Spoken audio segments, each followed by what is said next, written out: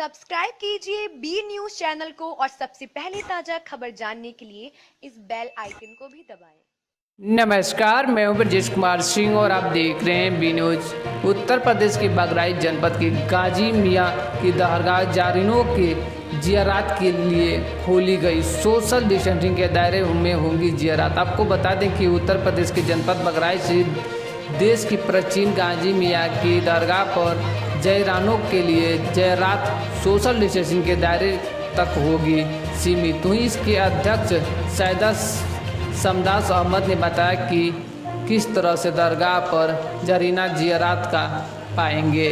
यह बहराइच से राजेश चौहान की रिपोर्ट। और भी खबर देखने के लिए इस बी न्यूज़ चैनल को सब्सक्राइब करिए। वीडियो अच्छी लगती है तो लाइक करिए। मिलते हैं फिर एक नई खबर नई जानकारी के साथ। तब तक के लिए नमस्कार, जय हिंद।